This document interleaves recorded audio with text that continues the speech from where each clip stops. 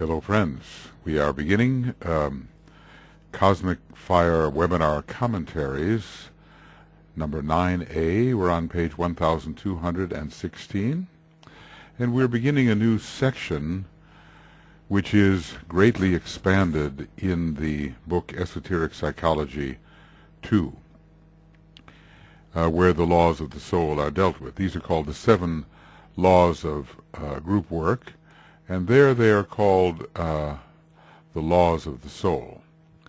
They're equivalent. The laws of the soul. It says here that these can only be expressed largely through the medium of mystical terms, and by that I suppose he means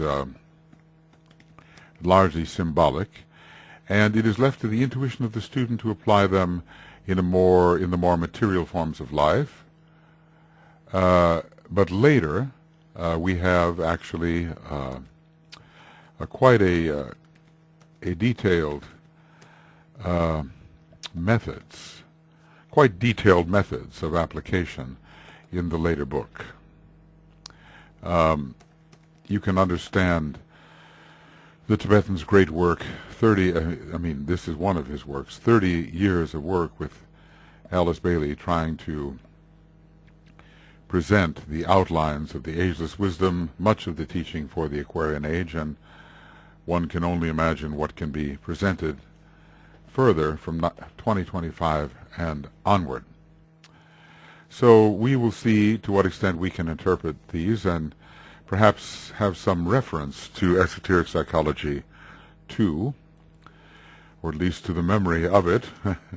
It is, I think, quite an extensive section, actually. Let's take a look here.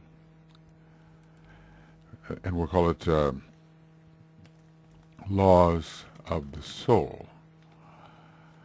And all these laws of the soul, etc., basic laws of the soul. Well, I think at the very beginning we don't have them exactly listed that way. But I think here some questions on service. Let's take a look here on the law of sacrifice. Maybe we can find something that way. Law of sacrifice.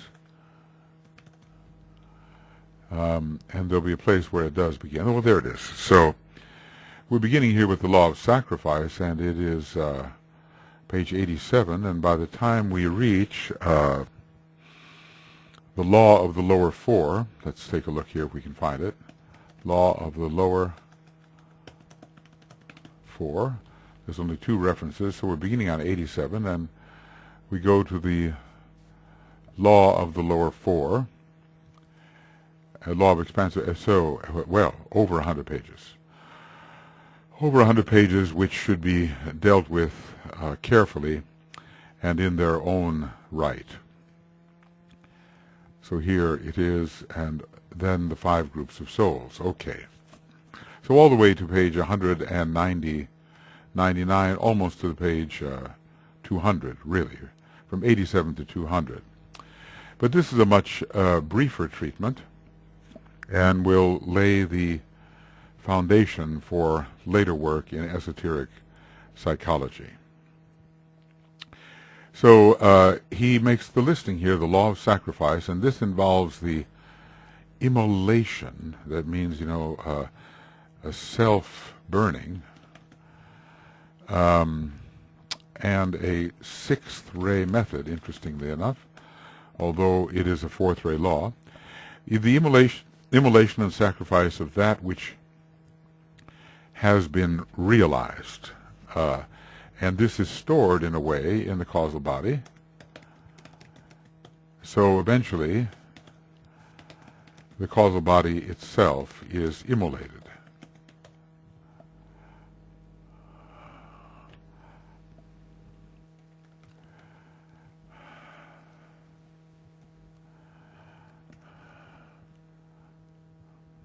Okay.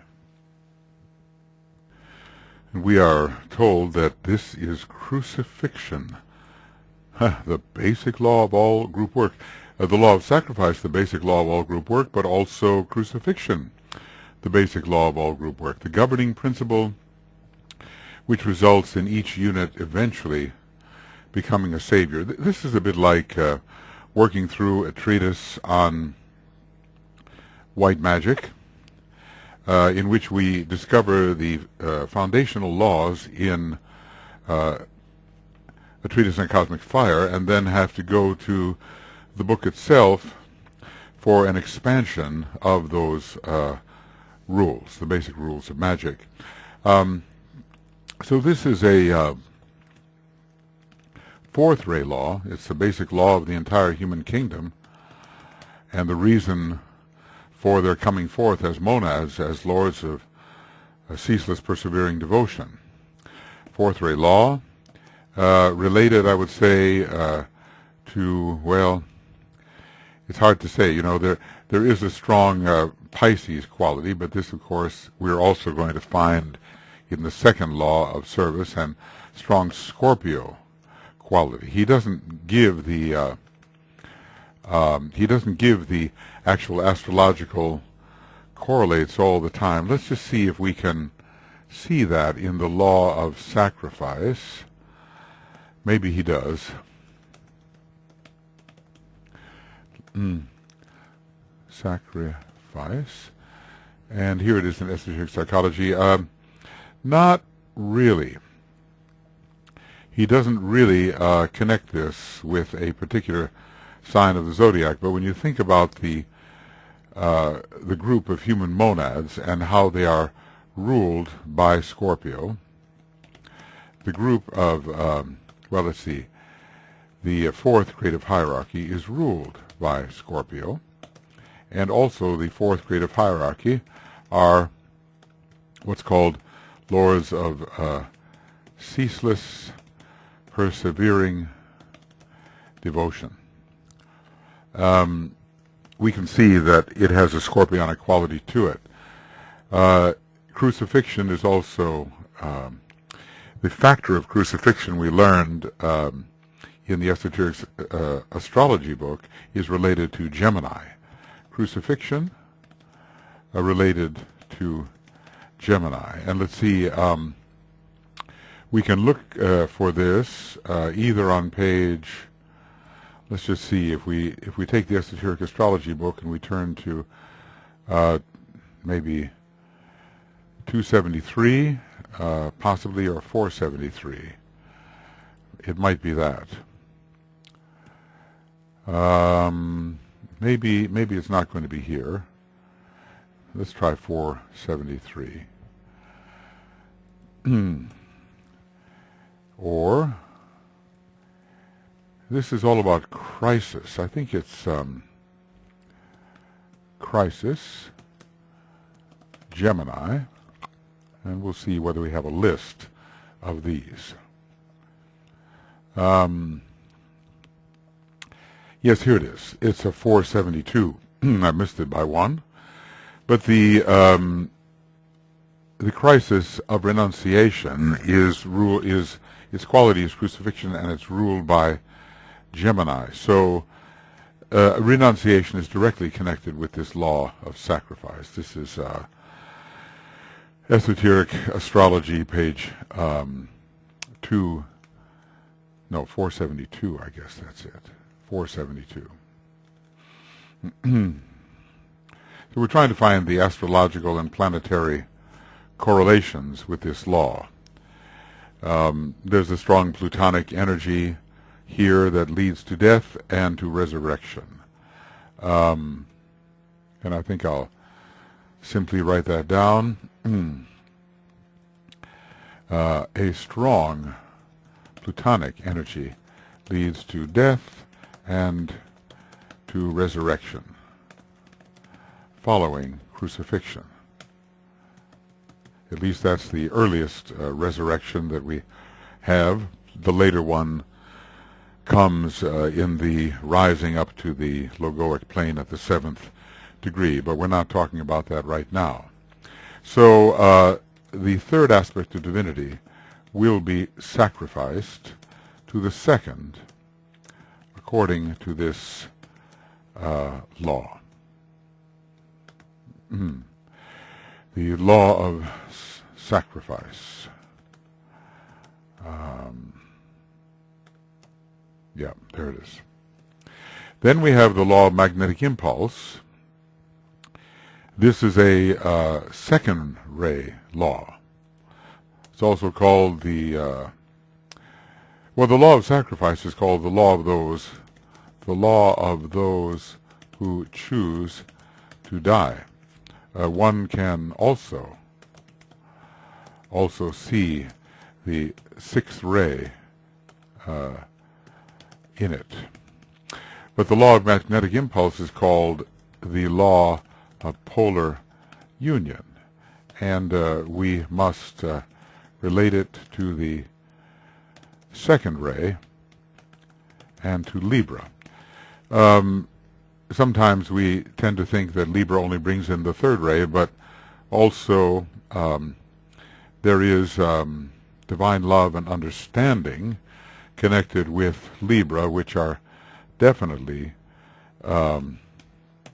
second ray qualities. Here we go. Divine love and understanding. So when you think about the Spirit of Peace and Christ as the Prince of Peace, you realize the second ray qualities of Libra. It's the sign, if we go by opposites, which stands second in relation to Aries. Aries, Libra, Taurus, Scorpio, Gemini, Sagittarius. You can find some interesting ray connections there if you take these astrological axes. All right. This law governs the primary realizations by any atom of its environing contacts, and the going out or feeling after by the atom, so that eventually a relation between that which is realized as part of the group and the unit is established. And this is a relation based on love and wisdom. Contemplation is involved and is a Libran aspect of the meditative process, and it signals the identification of the meditator with that upon which he meditates.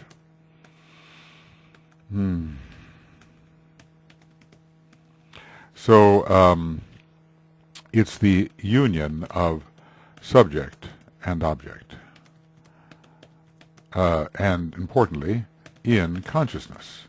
This is a very Libran thing, and the law of magnetic impulse or polar union is expresses this process. The law governing the primary realizations by any atom of its environing contacts, and it's a kind of fusion in the field of loving magnetism with what one contacts in the environment, the fusion within the field of loving magnetism with what one contacts in the environment, be it a person or any other object or representative of a kingdom of nature, whatever, any content of consciousness, eventually.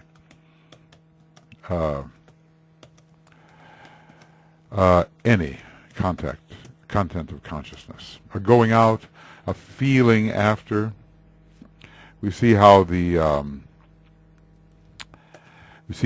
astral body is involved by that atom, so that eventually a relation between that which is realized as part of the group and the unit is established. So this is promoting group fusion. Especially, group fusion is the second phase. The First is individualism or individuality, then group fusion or oneness with the group. Eventually there will be contact with the universal. This is not the same as making sense contacts, as the relation established is between the self in all and not between aspects of the not-self. So one is is here. No, one is here uniting with the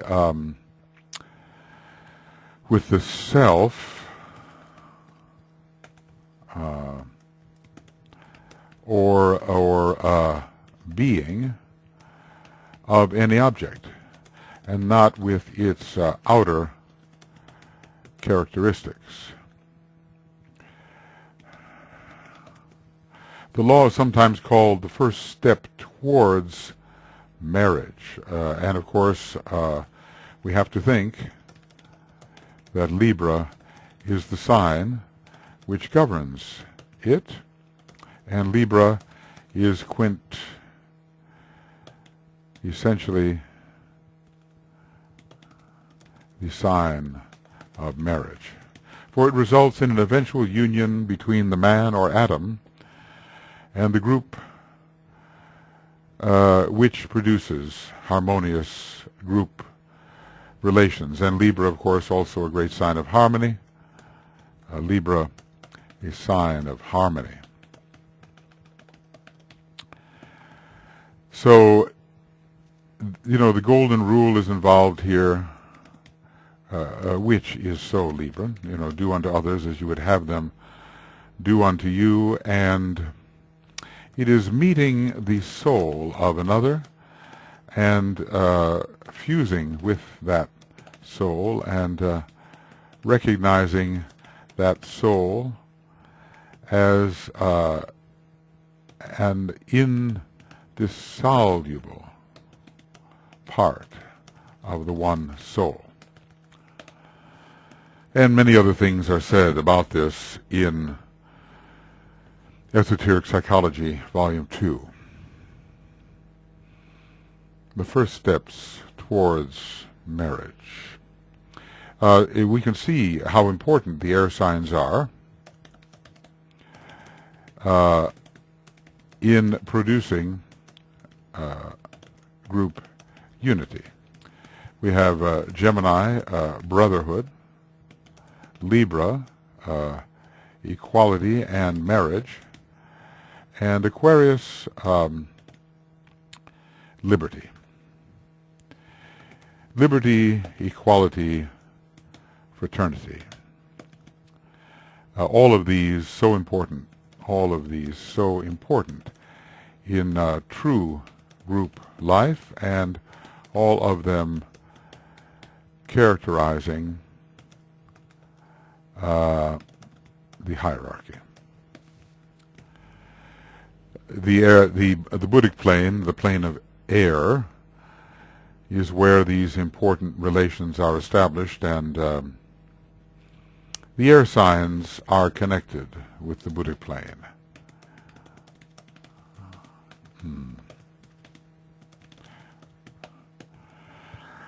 Not exclusively so, but it's there that a group union, true brotherhood, true equality, even the kind of harmonization between the human and Deva kingdoms, in which Libra could be said to be involved, is occurring on the Buddhic plane. Really, one of the great things we need is to bring Buddhi into our monastic life. It's just like saying to learn the real meaning of love through the will to love, and then through real love to live the loving life, which of course will reveal wisdom, just the way wisdom will make possible the living of that type of loving life. They both feed upon each other or promote each other.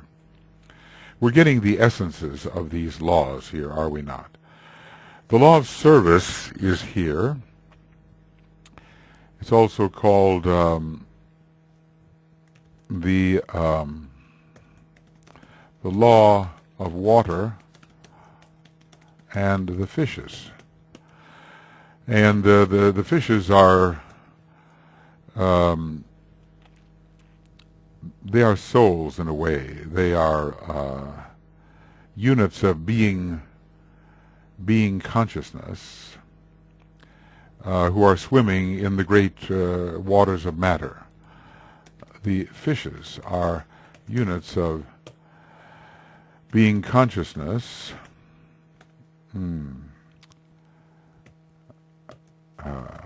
Right. Let's see here. So units of being consciousness swimming in the great waters, which are all levels of matter. As we know, water occultly equals matter. This law, for want of a better name, concerns the identification of an atom. He's really taking the abstract point of view here. When he starts talking about esoteric psychology, he is not using the term atom. The book Cosmic Fire is written, we're told, on the first and third ray lines, and the treatise on 7 rays is written on the second ray line. So here he's giving us kind of a third ray treatment of a basically second ray approach, the laws of that second ray aspect, the soul. Fundamentally second ray aspect, regardless of what the soul ray may be. This law, for want of a better name, concerns the identification of an atom with the group interest and the steady negation of the atom's own material interest. So it is it's a law which offsets selfishness of an individual and later even group kind, because the group will have to identify with a larger group to which, in relation to which the group is as an individual. It really deals with the process or method whereby the atom, positive in its own centralized life, gradually becomes responsive and receptive to the positive life of the group. So the positive life of the group becomes the directing power in the life of the individual atom. And DK has said, has warned us in a way of how much sacrifice of time and interest true service actually involves. As he talks about, the fashionability of serving and how the apparently serving person really gains much more socially by serving, because the reputation increases in the eyes of society. Whether or not much good is done, even the attempt will increase that reputation. But then the directing center is still the center of the atom rather than the center of the group. So the directing center becomes the center of the group rather than the center of the individual atom. So the negation of the atom's own material interest, and we can see how service and sacrifice are so allied. I mean, through sacrifice one gives up everything, but through service on the way one is giving up one's material interest. It's almost like service is allied to Aquarius and sacrifice to Pisces. Of course, with the name of a law such as the law of water and the fishes, we understand that there is a Piscean self-abnegation involved in this, but also an Aquarian outpouring. The symbol for this law will show an Aquarian outpouring, But Pisces is also involved with the relinquishment of selfish interest. Well, here we are simply receiving the epitomes of these laws. So, we all have to ask, what is more important? My consuming interests or the group interests? There will always be a relinquishment of individual interests in favor of group interests. I was remembering here, and one day I'll have to find the page, where basically DK is saying that many people who are committed to fulfilling their own soul cannot be used in the process of working for the reappearance of the Christ, because they're involved in the soul expression, in sort of a individual expression or transpersonal expression. It's not the same as giving up those even rather high interests in favor of the need of the larger group, which in this case could be considered humanity, and that need involves the reappearance of the Christ, and also the need of the planet, an even larger directing need. So in this law of service, sacrifice is involved. Probably, I wonder if, in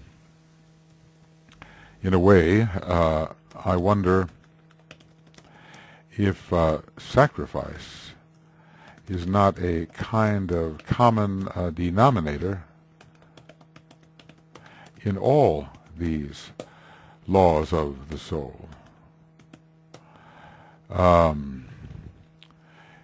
It's like the number 1 is divided into all other numbers. It's the only number that can be divided even into prime numbers. So it's like the law of sacrifice is the original number, which can be which has its part in and can be divided into any of the other laws. It's as if the law of sacrifice is the law from which all other soul laws are derivative, as if the law of sacrifice is the law from which all other soul laws are derived.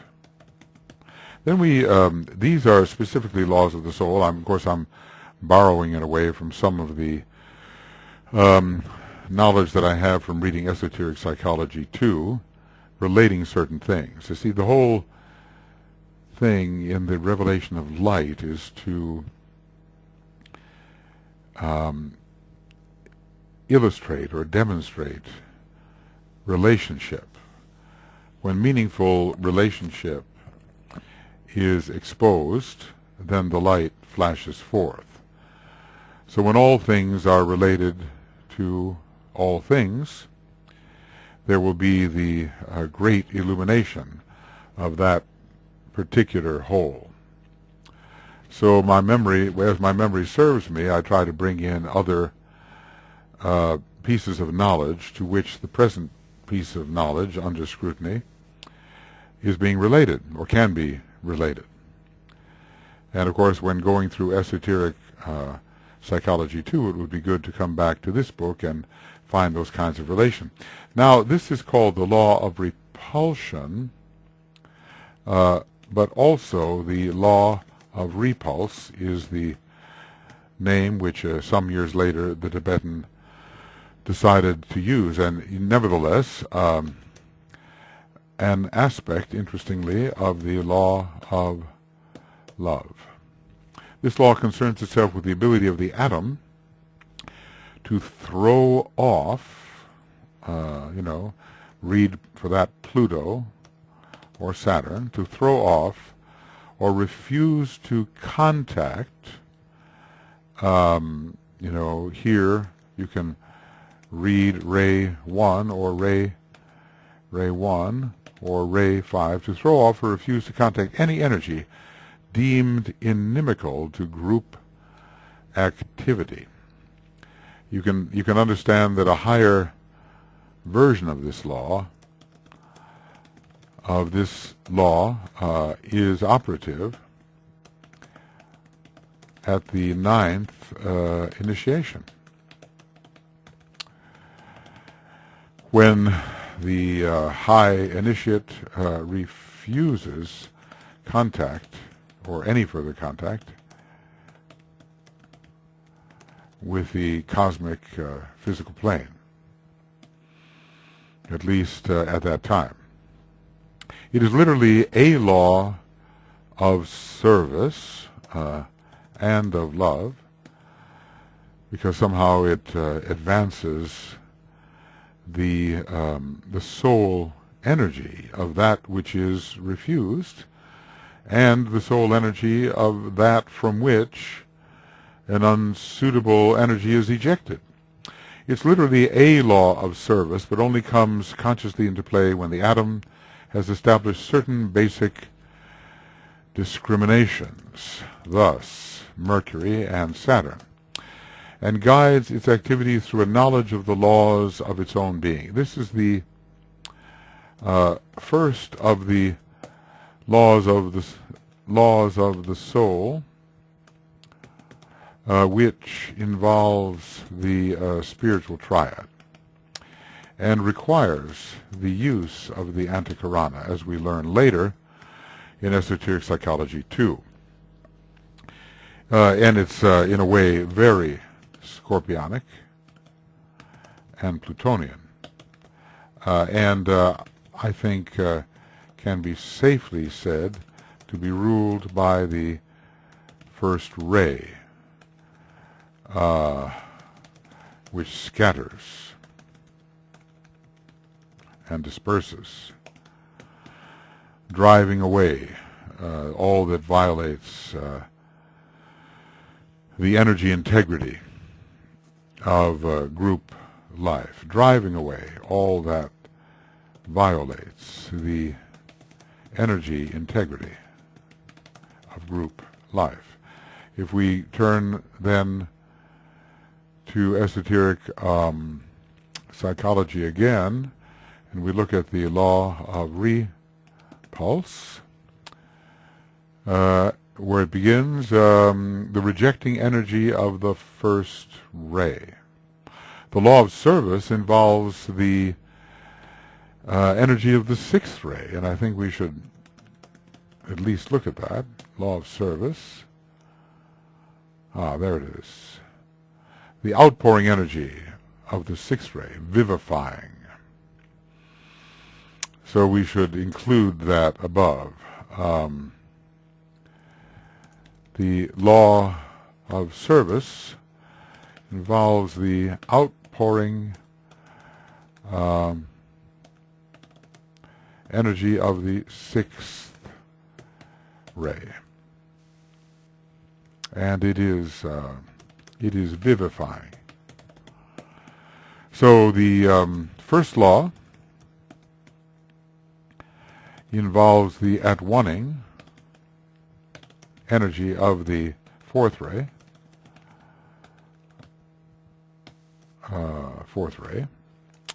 The second law, well, I suppose the magnetic energy of the second ray. It is the second ray. Let's see, the radiatory energy and triangle manifesting. Radiatory energy of the second ray. Radiatory energy, second ray. See, this is just not in alignment. There's really something wrong here. I wonder if I were to look at this in a smaller view, whether there would be an alignment. No, it's just as bad. So we might as well keep that nice big view. It's definitely the radiatory energy of the second ray. And then the third law, the outpouring energy of the sixth ray, vivifying. And then the fourth law, the rejecting energy of the first ray. Okay.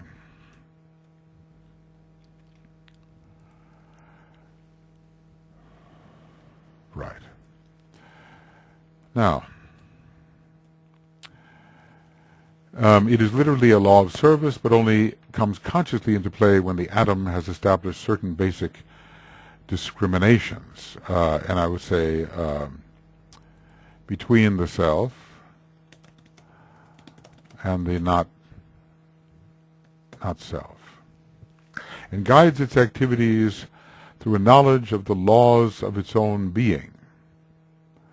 What is being, and what is non-essential to being? What is being, and what is non-essential to being? And the same idea, what is soul, and what is non-essential to soul? Okay. This law is not the same as the law of repulsion, though it is called the law of repulse, though it is called the law of repulse, which is used in connection with the law of attraction between forms which have relation to the material. So we're not talking about harmony or similarity of forms. We are not talking about harmony or similarity of forms which allows some to be gathered together in harmony and others to be rejected because they are not harmonious. It doesn't, but someday into the world of form that power must one day fail to penetrate. But into the world of form that power must one day fail to penetrate. So into the world of form. We are not talking about harmony or similarity of form. We are not talking about attraction or repulsion based on form at all. The laws we are now considering have relation to the psyche, to the Vishnu aspect, to the unit of consciousness on the higher mental plane, or working through the true ego or spiritual triad. One group of laws concerns energy emanating from the physical sun, and the ones we are now considering emanate from the heart of the sun, which is the soul nature of the solar logos. So these are laws which are supra-planetary.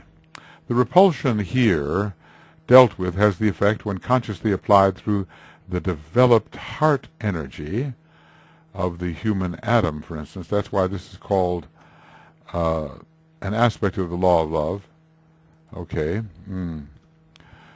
Thus called an aspect of the law of love, of furthering the interests of the repulsed unit and driving it closer to its own center. So there's no animosity here, there's no criticism, no reduction of quality for the repulsed unit. It's a bit like the angel with the flaming sword. The repulsion is in the interests of the repulsed unit, and thus the repulsion is an aspect of the law of love, or, well, what do we call it? An aspect of love. The law of love has actually a specific meaning. It's the sixth systemic law, so we don't want to get confused there. It's an aspect of love which makes it possible for the repulsed unit to progress. I mean, if you were allowed into paradise and you burned up, or you lost your vehicles, or something dreadful happened because you were unready, would that be love just because the angel let you in? So it's looking out for the best interests of both parties. Looking out for the best interests of the group and for the unit which presently is unsuitable for the group, the best interests of both. Would it be best looking out for the best? Would it be wise for any of us to be able to waltz into any type of initiation ceremony, say a ceremony much higher than our own state? It would not be in our favor, would it? You could say, they're being kind to me, I'm being allowed into a very high initiation ceremony. But destruction of the integrity of the admitted unit would occur. So there has to be a great knowledge of psyche and of form to wield this law of repulse. And I'll say that, let's try to say it, there must be a great knowledge of psyche and of form when wielding this law properly. And that knowledge comes, as we are seeing here, from the heart and soul. So it operates because of what's called above here developed heart energy. How interesting. Not the critical mind. Not the critical mind. Perhaps some idea of the great beauty of this law as it works out can be gathered from an occult phrase in a certain old book. Don't you just wonder about those old books of the wisdom to which masters like Master D.K. have access when the time is right and for service purposes. This repulsive force drives in 7 directions. Thus we are oftentimes told, it says, the direction of ray 1, the direction of ray 2. That's how this is presented in Esoteric Psychology too. Let's see, the direction of ray, I guess there are 7 of them.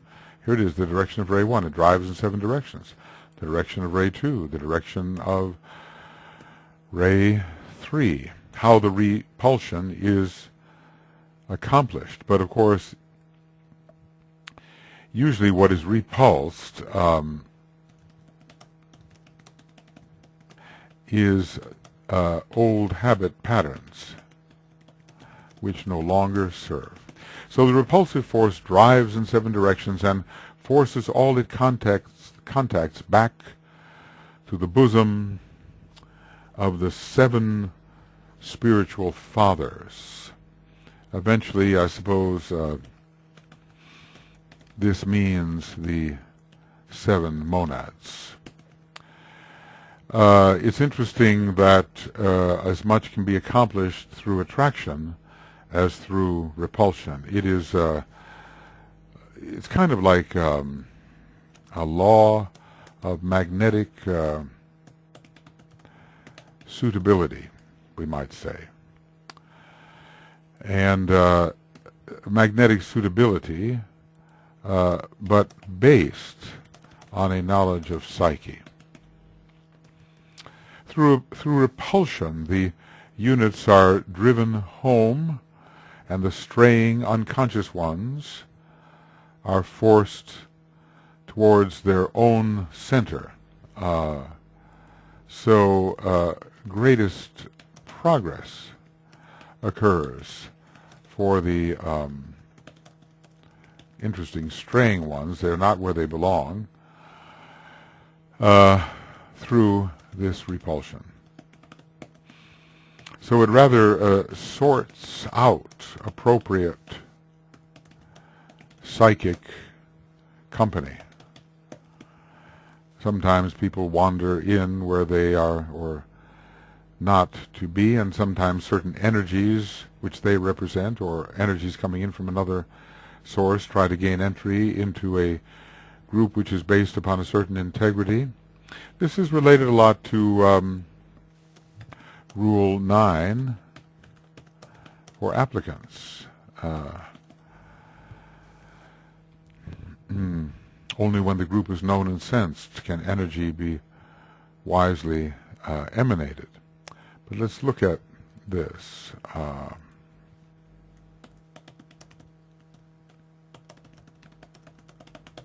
Only when the group is known.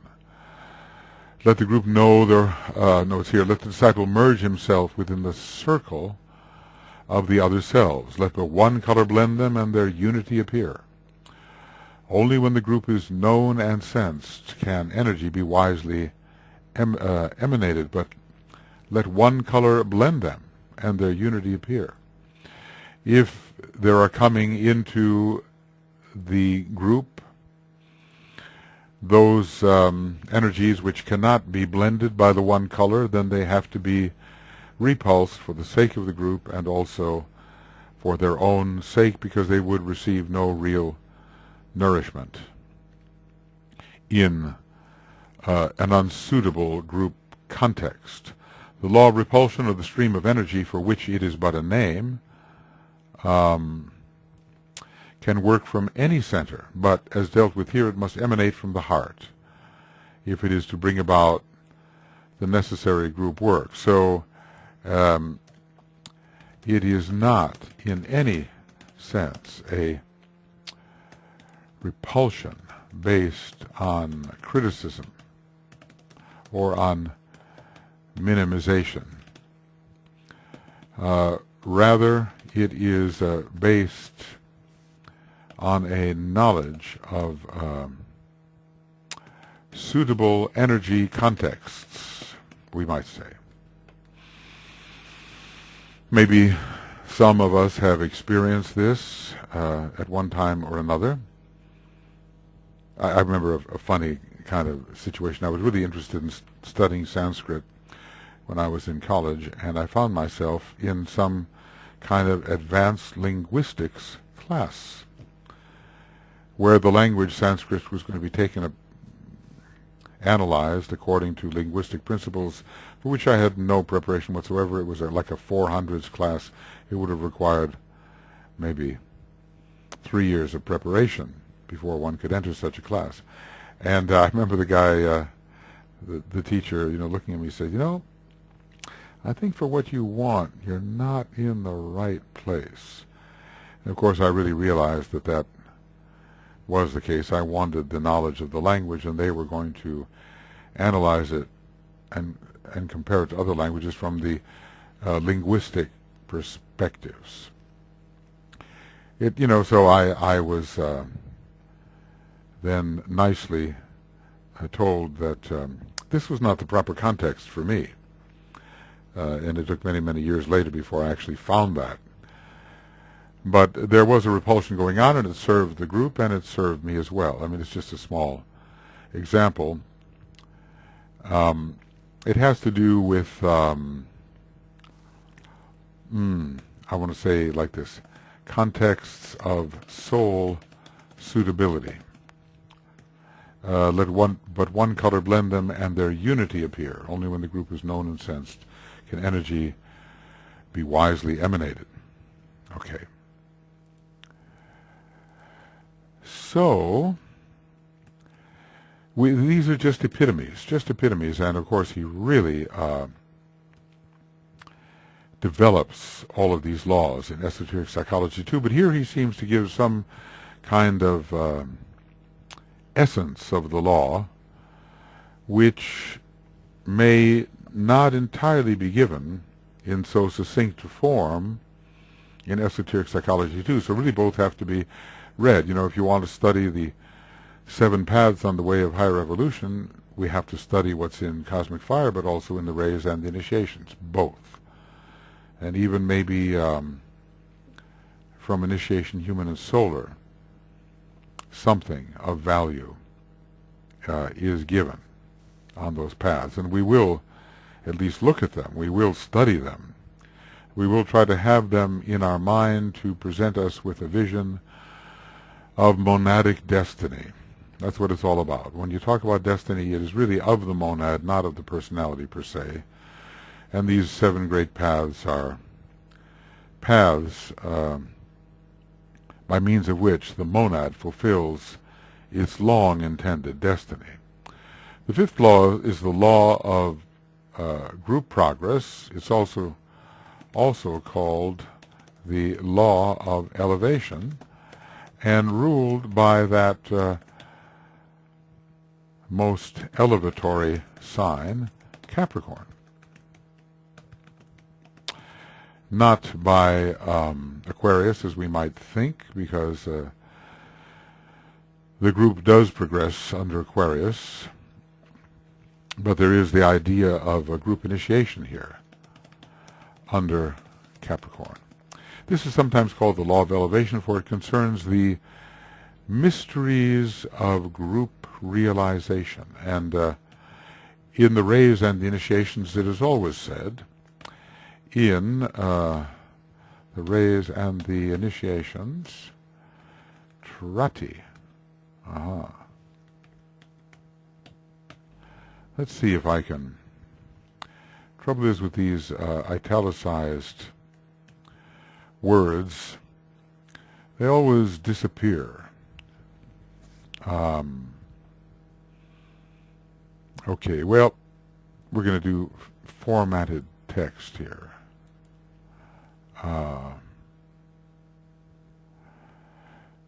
Yeah, it should go, but it doesn't. So we'll forget that, and we'll try it in a different way. Formatted text, no? Okay. Well, we should. I know how to do this now. Okay, I know how to do this. So what we'll do is this way. The rays and the initiations, and we'll see if we can sustain this. This is a problem often. Formatted text, and we'll use T-R-A-T-I, the rays and the initiations. Let's see if it works. Yes, it does work for the moment, but it'll fade later probably. In the rays initiations, it is often said, let the group know, let the group realize. Yeah, you know, we could even turn to those particular rules. Let the group know. There's one right there, 9. Also in number 6, I think. Let the group know that life is one, right? And number 5, it says something similar. In unison, let the group perceive. Perceive. Let the group know, realize, perceive. Any others? Let the group together move. Okay. Let the group serve. But there's much about let the group reveal. But there is much here about group perception, group realization, group knowledge, which could not be achieved unless the group were the perceiving unit. Let the group see that all 18 fires die down.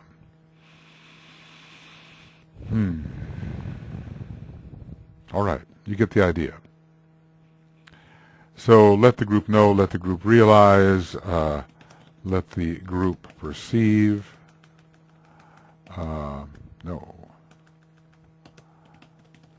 etc. For it concerns mysteries of group realization and expansions of consciousness, and the part each unit plays in the general progress of the group. So, I don't want Trati there, do I?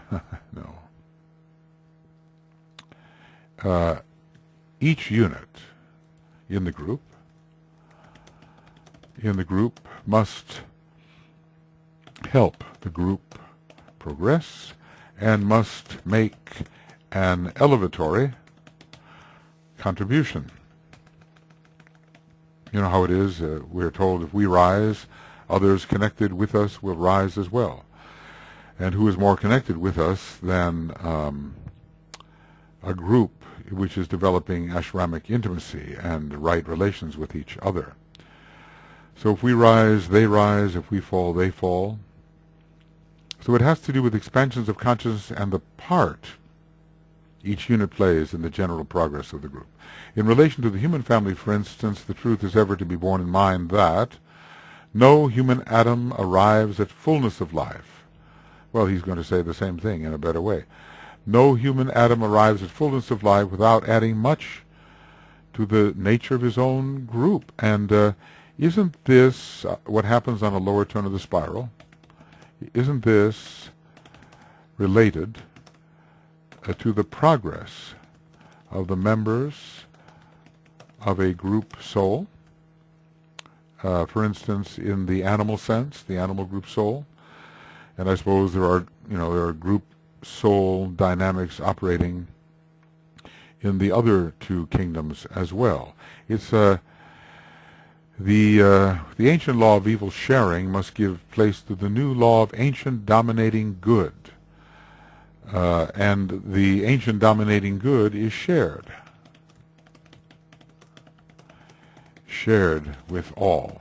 The second law of healing tells us so much about the sharing of group taints and sharing that which the Lord of life, the planetary logos, say imposes upon his body. We all share that which is in the larger pool. And we're going to learn a lot about that right here on our planet with the whole ecological question that no atom lives unto itself, and we are all going to be affecting each other. The elevation of a unit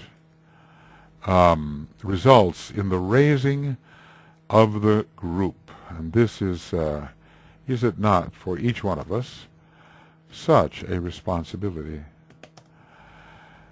It's not just whether we care whether we rise or fall, but by our rise or fall, we really do have a group impact.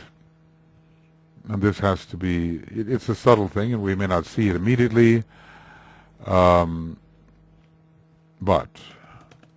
through our rising or falling, we have a definite DFT, no,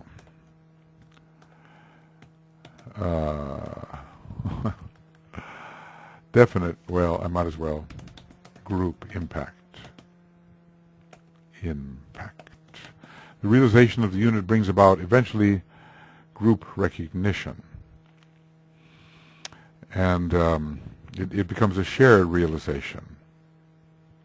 And the group itself realizes the responsibility of all members of it, and when the individuals are all striving to rise, certain group realizations come about with upwardly tending group members. Certain group realizations come about. The initiation of the unit leads finally to planetary initiation, and think of it, the group 2 is a unit. The group 2 is a unit, and the initiation of these groups, enough of them, will lead to planetary initiation. And the attainment of the goal by the human atom and his achievement of his objective brings about steadily and ceaselessly group achievement. So it is not selfish to see to one's own proper response to initiatory opportunity. because it will have a group impact. Of course, if we become fixated on it, we're told that we are to make application and forget that we have applied. And this is, here, right here in Rule 2. When application has been made in triple form, let the disciple withdraw that application and forget it has been made. But we're also told that the fiery accolade of initiation does not come to the one who is over-concerned about it, nor does it come to the one who ignores the requirements. So if we conquer ourselves, which the Buddha tells us is like conquering 1,000 armies, and if we get ourselves into spiritual shape, it is all as well for the benefit of the group. No man liveth to himself, and the crucifixion of the units throughout the eons, and the realization of their essential nature, only in order to offer up the best they have and realize to the group, are but methods whereby the work of liberation is carried forward. So, crucifixion of the unit leads to group liberation eventually. And we're told, if I be lifted up, will draw all men unto me. Well, that's to be lifted up is a kind of initiatory state, but it also suggests being lifted up onto the cross and undergoing the crucifixion. Let's just say that every crucifixion is magnetic. We might think about the initiate suffering alone and going through certain agonies, but the sacrifice has an incredible effect upon those in the immediate group, those who are related, and in the case of someone like the initiate Jesus, it had a wide-ranging effect throughout all of humanity. Any sacrifice at the fourth degree is a planetary event. Any sacrifice at the fourth degree is actually a planetary event, not just a personal event.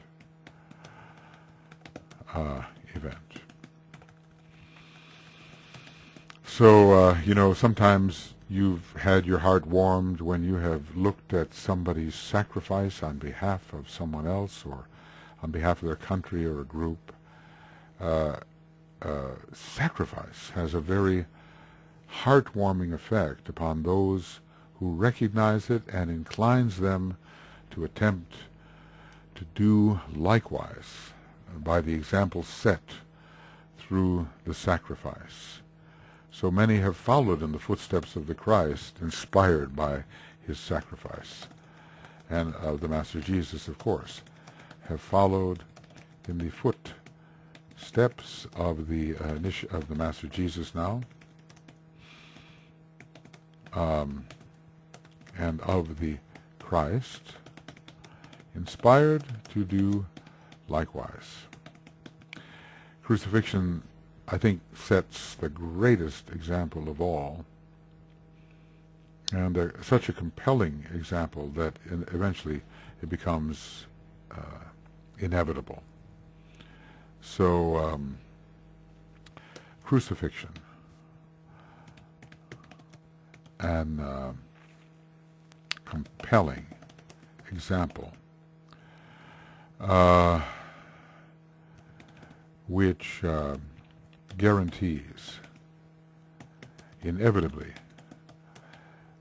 crucifixion of the one who appreciates the crucifixion of another. So many, I'm thinking about Father Damien. It's such an example to me, and the Tibetan does mention him in the same breath with the Master Jesus. The way he renounced his life to serve the lepers of Molokai Island in the 19th century, he was inspired by the example of Jesus and the great renunciation that the initiate Jesus made on his way to mastership. And that example for him was enough to make him give up everything. And there have been, maybe not many, but, well, there have been those who have done likewise, inspired by the great example of renunciation and crucifixion. It seems to be a method in the West, this crucifixion method. In the East, it's more the renunciation of all things. It's still a difficult life, and those in the East, they look upon the renunciants, and they seek to do likewise. The holding on, the grasping of that to which one is attracted in the lower worlds is a sign of reduced power, of incapacity, of small scope. You know, what should it profit a man if he gain the whole world and lose his soul? So when the hands are filled, it's only the empty nail-marked hands which really can offer blessing to the world. If we are busy grasping for ourselves, we have not undergone the crucifixion, and we don't have hands that are free to give of the divine bounty or to be filled with the divine bounty because of the unselfish giving. Sacrifice, service, magnetism, I guess, oh, here it is. I, if I be lifted up, will draw, etc. Group progress, divine repulsion. He's putting the many themes together, you know. These are but the inadequate terms whereby we seek to express the divine truth that the whole life and expression of the Solar Logos will only be possible and his purpose only be revealed when he has brought each atomic unit to the stage of self-realization. That's the first step.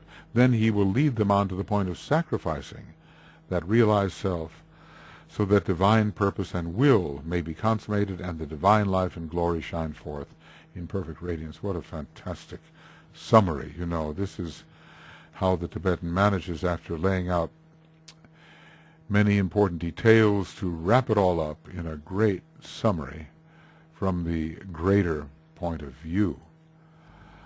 Sacrifice, law of service, magnetic impulse, magnetism, group progress, divine repulsion, for the sake of love.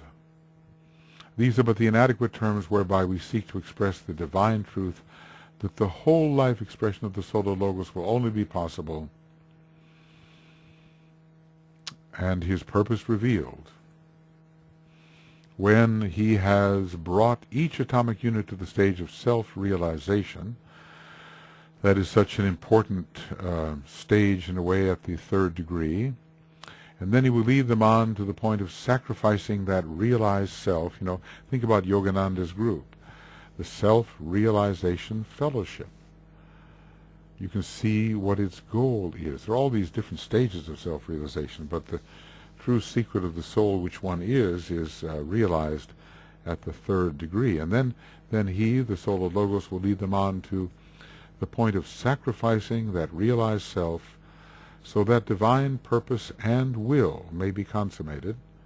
I mean, it's not for nothing. It's not just because you have to suffer. It's because the magnetic example of sacrifice brings the expression of divine purpose and will ever closer and inspires other units to sacrifice likewise and thereby strengthen the intention of the Solar Logos.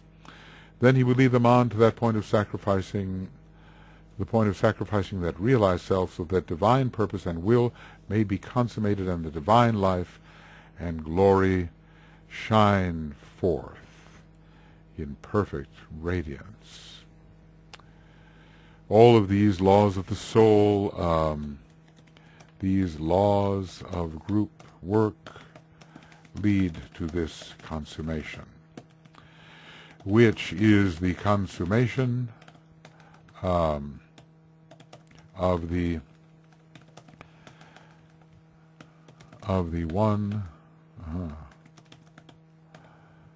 whom we live and move and have our being. The one in whom. The one in whom we live and move and have our being, or the consummation of the one in whom he lives. He, or the group. Okay. Well, oh, I've done it again. Oh my. So this is the end. I'm sorry, I went on over my limit. The end of Cosmic Fire Webinar Commentaries number 9A, page 1218, and beginning of Cosmic Fire Webinar Commentaries 9B, page 1218. Heavens.